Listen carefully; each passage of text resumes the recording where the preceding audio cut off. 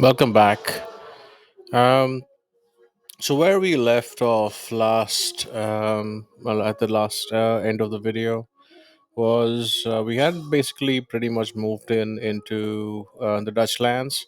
We have captured a few Dutch cities, and the plan really at this point was to move in um, and capture the rest of the good Dutch cities. Amsterdam, Utrecht, and I think there was one more on the coast that we want to pick up. Um, Outside of that, I think what happened was there was a an Indian city settled north of us that was flipping, and I don't know the exact term, but it flipped to us, to the Mapuche, very early. Um, while I'm here, I think what I realized listening to the proof of the last video. Um, I did not talk about what Mapuche's main core ability is. In a war, um, Mapuche can, whenever Mapuche kills a unit in an enemy city, it reduces the loyalty of that enemy city by a lot. I think by 20, I believe. And essentially, if you are in the borders of a city that you're at war with, and if you take out like 3 or 4 units, you can pretty much reduce the loyalty down to nothing very fast. Kind of situational. It can be useful.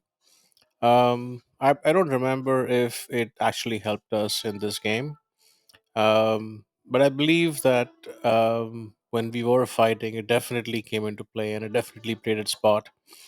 But it's a very situational sort of an ability that really helps when you have like a tighter, like very close lands and very tight control. And it kind of leads you into playing for loyalty more than anything else. Um, but that was it. At this point, if I remember correctly, I was planning to essentially find a reason to go into war with the Dutch, and I don't remember exactly what the reason was, but I believe, if I remember correctly, the Dutch got a, a resolution against us, and essentially we used that as an excuse to take out Amsterdam, Utrecht, and the city south of that. Yeah, and that's pretty much where Chennai came into the fold. Now, if you look at Chennai's land, not great. Um, Very poorly placed. It's going to be housing challenged.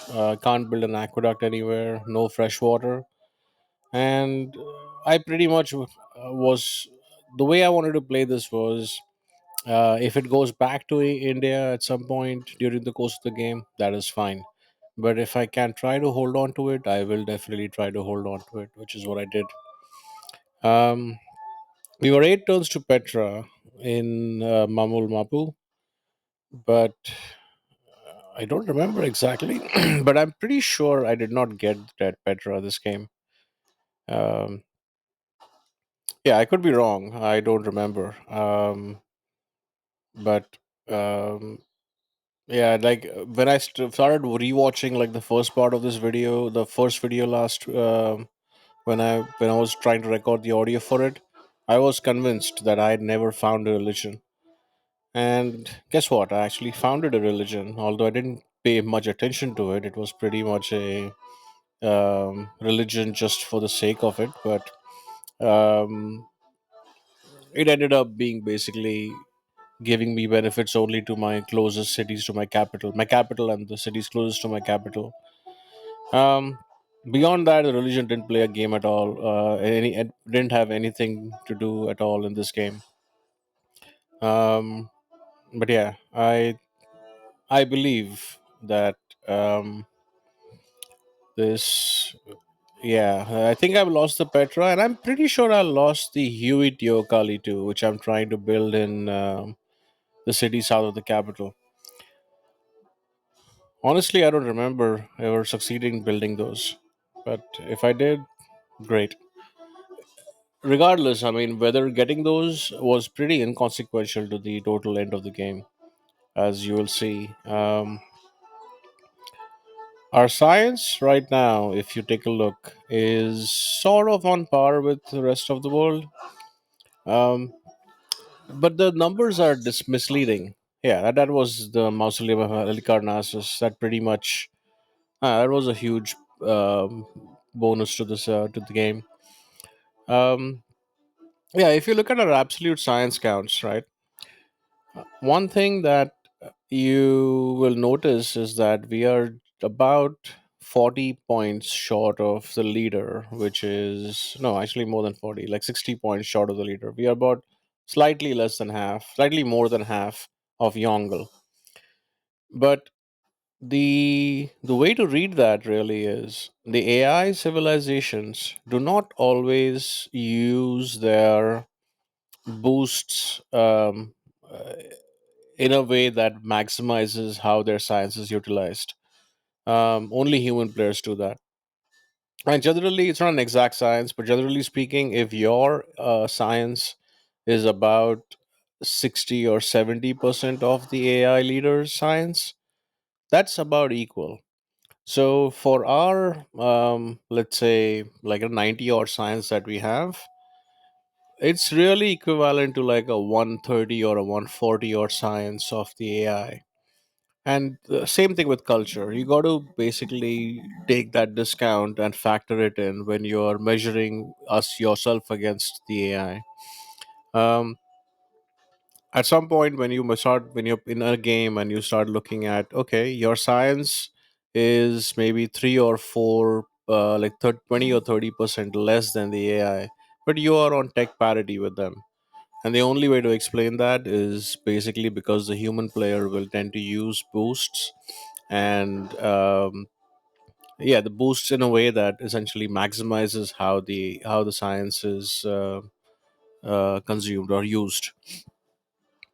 And yeah, that's pretty much it. From this point on, um, yeah, I think we are maybe like 10 odd turns away from the war with Netherlands, and after that, it was just a question of managing friendships and keeping the peace with everyone, keeping our amenities high.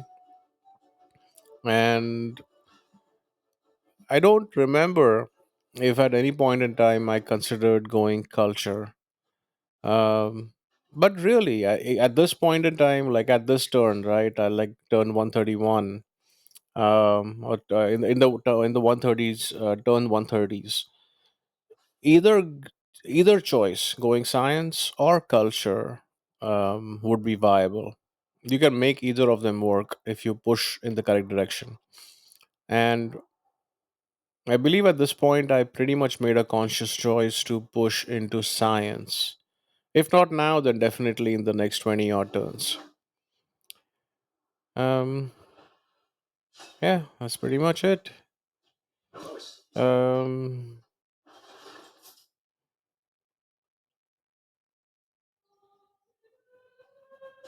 yeah, we had got to a point where losing wonders didn't hurt at all, actually, because our overall game was so strong.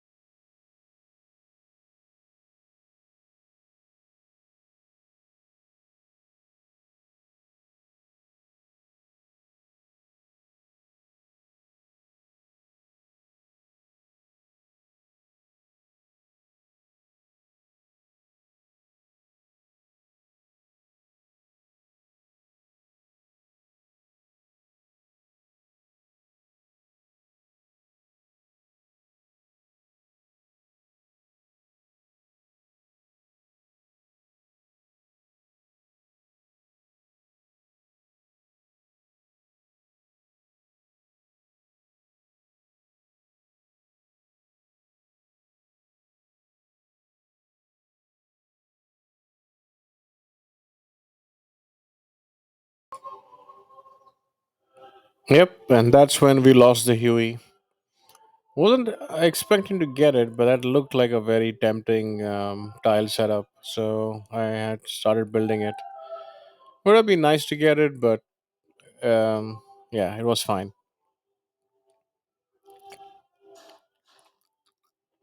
And I had lost Petra too, also, by the way. Um, yeah, I lost sight of that. But yeah, like I thought, I don't remember getting Petra or Huey this game at all. We did get a coffee monopoly though, um, which was good.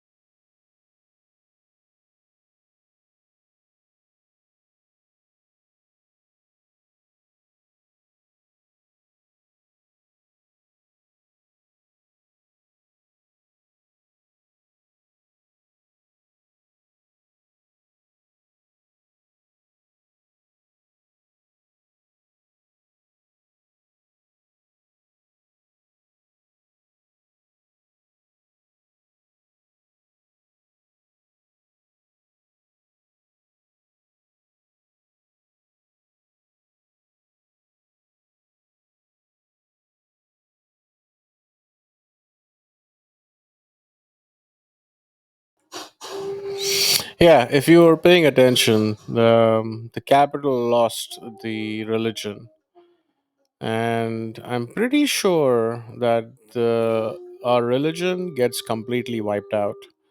Um, I could be wrong because I never really tried to get it back. I think there was no value in trying to fight for it, and pretty much the other religions were so mature and had so many good things that it really didn't make sense. Yeah, and at this point, I was pretty much trying to look for like wonders I want to build and get the right kind of great people that I really wanted, and essentially take it from there. Because I mean, a religious victory was probably it was not even something we want to consider. Yeah, and I think when we lost the religion in Pikun Mapu, I think that was it. That was the end of our religion.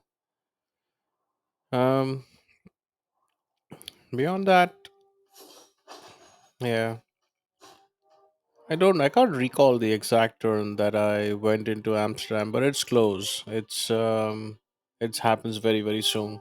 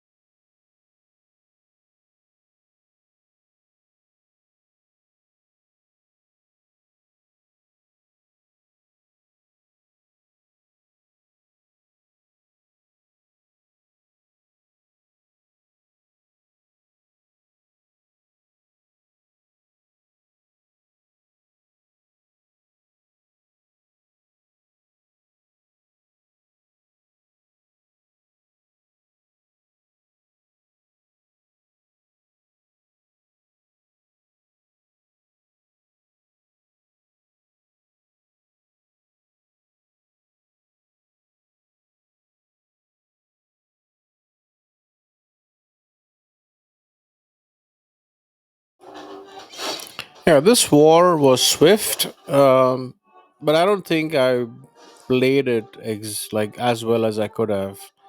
Um, I think I believe I lost more units than I should have because Netherlands didn't really have anything at that point in time, and I should have pretty much. I could have very easily taken everything down without losing a single unit. Um, but I did lose a lot of units, so um, yeah, it wasn't the best fought war, but it did got the job done.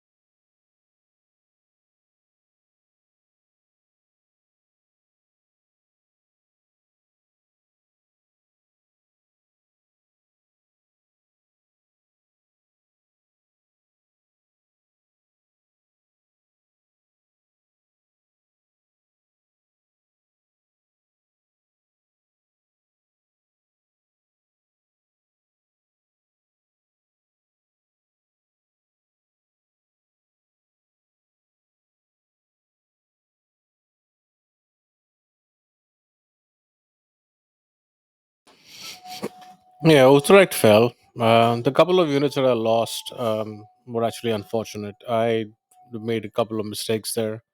I could have definitely avoided having both those units getting killed. Um, but yeah, but at this point, it was just a question of going into Amsterdam and shooting it down, which happened, I think, in the next few turns.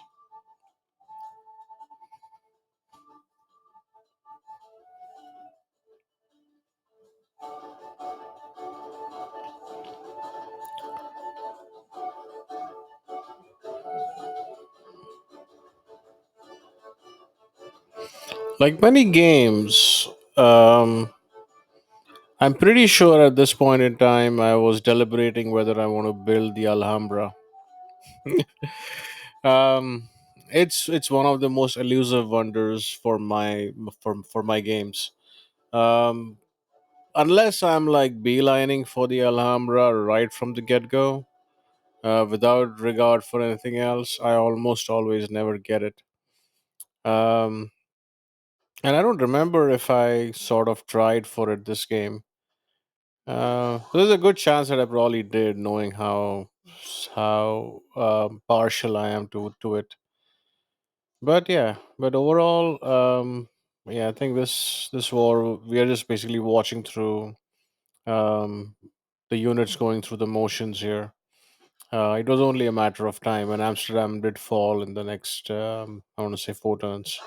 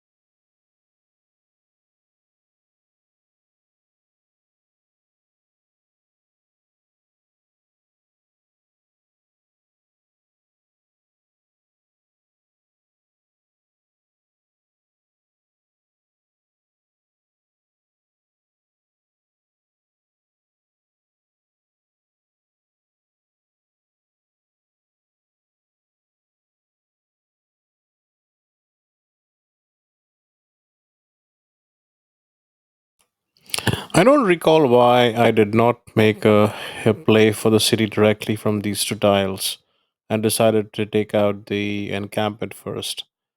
Um, I don't remember. Maybe I had a good reason for it, but I, looking at it, rewatching my own play from here, I feel that the two catapults from these two tiles could have taken down Amsterdam on their own. Not sure why I spent the time taking down the encampment first. It worked out in the end, but yeah, I'm second guess. I'm thinking about what I was doing myself. Um,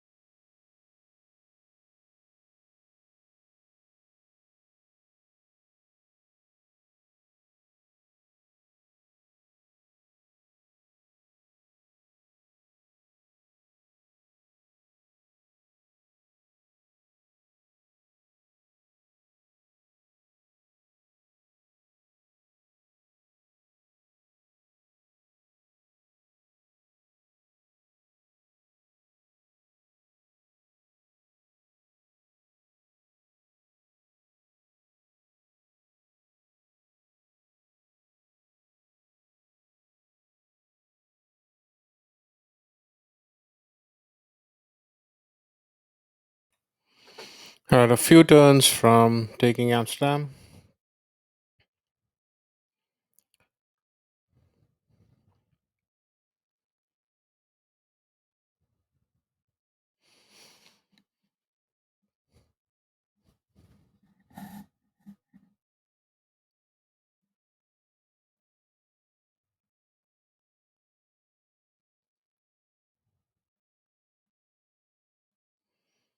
Yeah, I might have mentioned this earlier, but Hague was such a bad place city.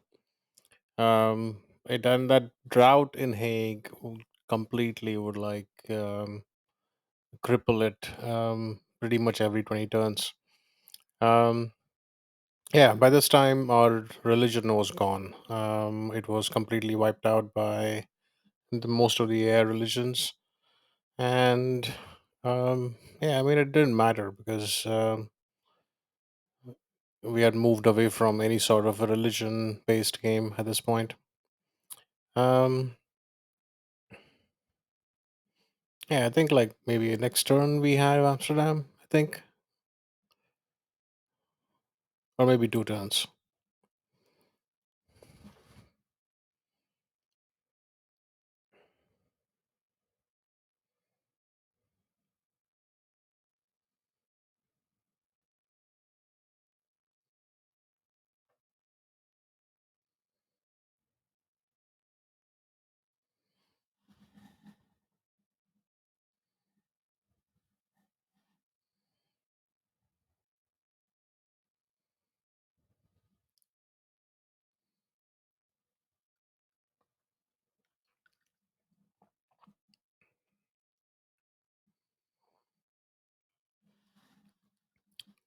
Yeah, this is about the time when I got the ability to make cores, and yeah, still, I'm pretty sure I lost a few more units before Amsterdam had fallen.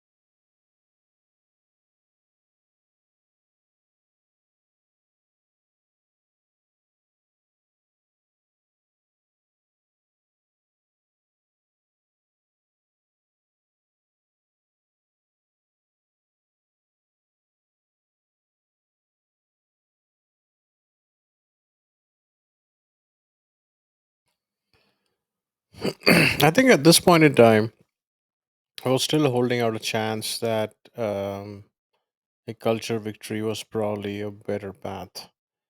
Um, but yeah, but I think our science just skyrocketed about this time, and it never looked back. Pretty much.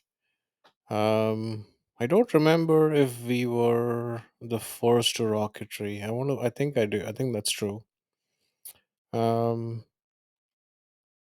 yeah, not quite remember that, um, but yeah, but I mean, it became very apparent very soon that a science victory push was going to be the right call. And to that end, I'm not sure whether I already started on Reina and promoting Reina, but the contractor promotion for Reina pretty much became the the thing that essentially would make things happen much faster for me.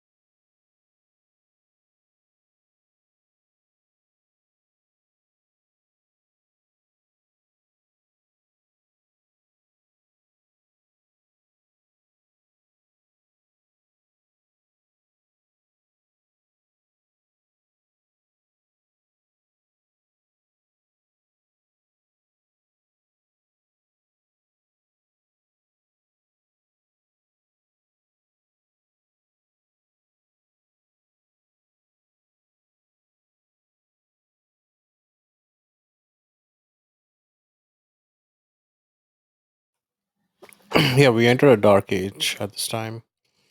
And when you're on the roll, going into a dark age is not a problem because you typically have enough loyalty to kind of hold on to your cities on your boundaries.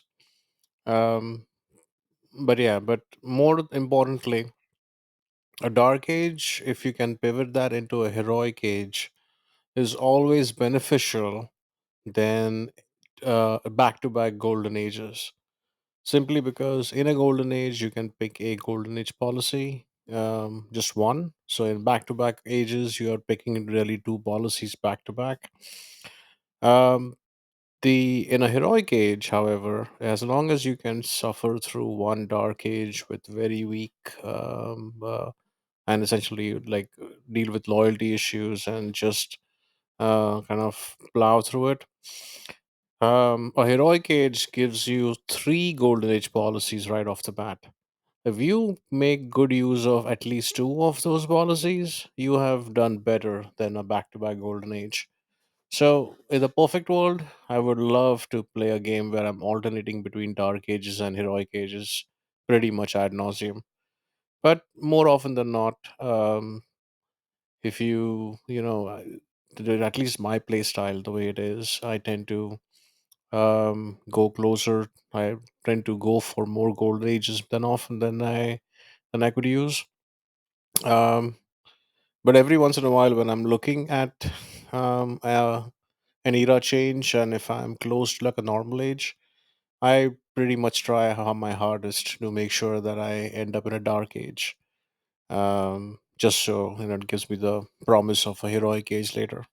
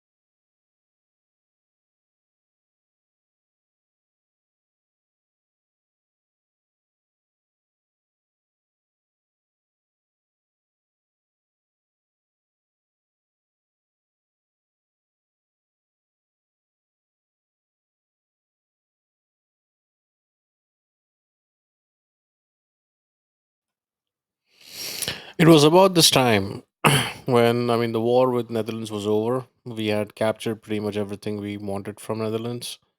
Her cities were in such disarray that inevitably they would be flipping, turning free. There would be some loyalty pressure from Kublai Khan, but I believe they came over to the Mapuche in time.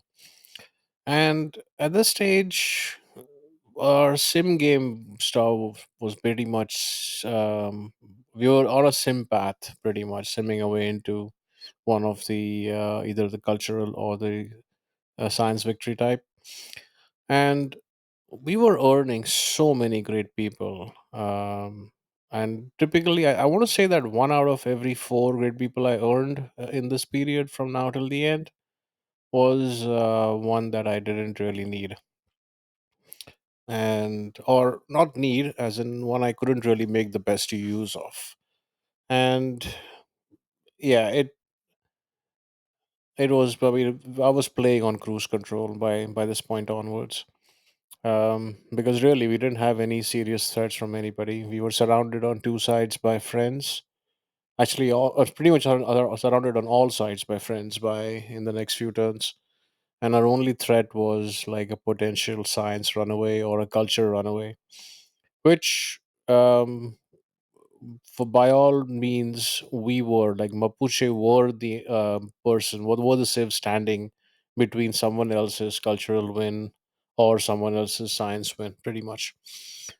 So from this point onwards, it was all about trying to maximize that science or culture win, which really meant a lot of turns, repairing tiles, improving tiles, maximizing worker productivity, maximizing district placement, like the district usage in the cities, growing the cities, putting down more districts, and just snowballing from there. Um, yeah, that's pretty much where the game ended up at.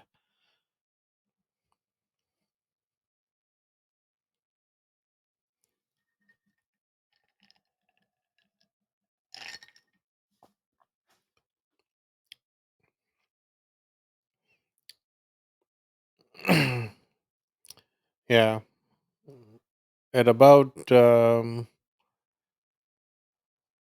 I think by the time we got flight was when I was totally committed to a science victory.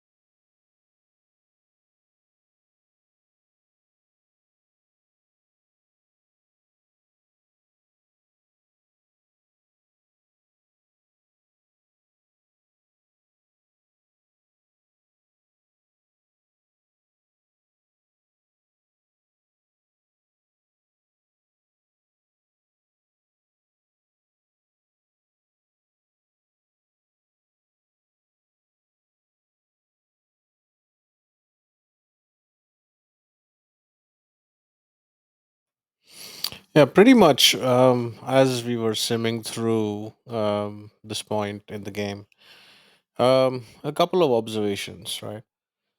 Although this was a DT game, once like we were past the medieval era, it didn't feel like a DT game. Everything just became so much easier. Um, the really no, doesn't matter how good of a start you have. What really happens with your immediate neighbors, how the map looks like, how your land looks like, and how relative, what kind of civ is in your neighborhood, really sets the pace for your game.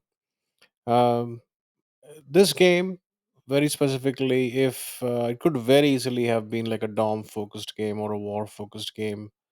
Um, very early, it had one or two details not been what they ended up turning out to be. We could have very well ignored or basically left the Netherlands alone, and would have been at war with India until like at least Renaissance or post Renaissance. We could easily have a situation where we could have been like double warred by India and by Netherlands, and essentially just we've been left in control of very little land in our area. Um, in DT games, that generally is the normal. We kind of got lucky, and it's important to appreciate the things where we got lucky on. However, as far as I can see, I believe I made the best use of the land that was in front of me, and um, took advantage of the opportunities that came up. Um, yeah, I mean, nothing is absolutely perfect. I mean, every time I watch my own gameplay, I realize like how I could have done certain things differently. Um, and but it's a while you're playing, when you're in the middle of a game, based on what you're thinking, sometimes like different things happen.